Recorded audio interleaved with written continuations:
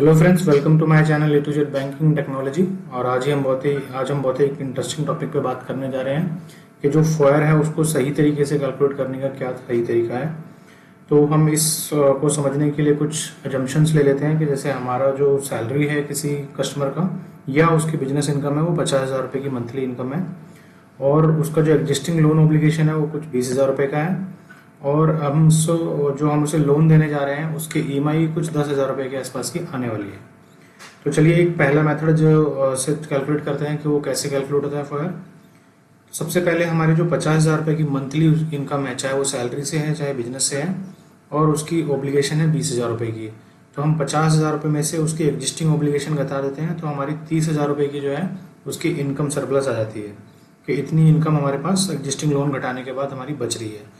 और अब हम इस पे फोयर कैलकुलेट करते हैं कि जो हम लोन देने वाले हैं 10,000 रुपये की जिसकी ईएमआई आने वाली है, और हमारी इनकम जो बची हुई है वो 30,000 रुपये है, तो उस पर क्या फोयर बन के आएगी। तो जैसे हम आपको दिखा देते हैं कि obligation divided by income, FOIR का फॉर्मूला होता है fix obligation to income ratio. तो हमारी फिक्स ओब्लिगेशन जो देने वाले हैं वो है 10,000 रुपये, और हमारी जो इनकम बची है वो 30,000 रुपये की, तो हमारी फोयर आ जाती है कुछ 33%। तो ऐसा लग रहा है कि कस्टमर बहुत ही कंफर्टेबल फोयर के साथ है, इसमें बहुत ही मतलब एलिजिबल कस्टमर है। बट क्या ये सही मेथड है? मुझे लगता है कि शायद ये सही मेथड नहीं है, बिकॉज इसमें हमने कैलकुलेशन जो फोयर की करी है वो गलत है। तो मैं आपको एक दूसरे मेथड बताता हूँ जो कि मेरे हिसाब से सही है। अगर इसमें कुछ डिस्कनेक्ट है तो प्लीज़ मुझे कमेंट करके बताइएगा क्या इसमें डिस्कनेक्ट है।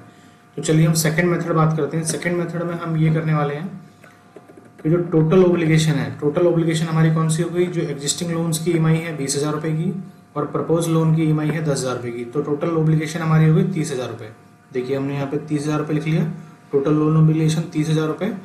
और हमारी टोटल इनकम क्या है? टोटल इनकम जो हमने एज्यूम करी थी वो है 50,000 रुपये की, चाहे वो सैलरी से है चाहे सेल्फ एम्प्लॉयड से है। तो चलिए अब इस पे कैलकुलेट करते हैं कि इस पे फोयर क्या निकल के आएगी।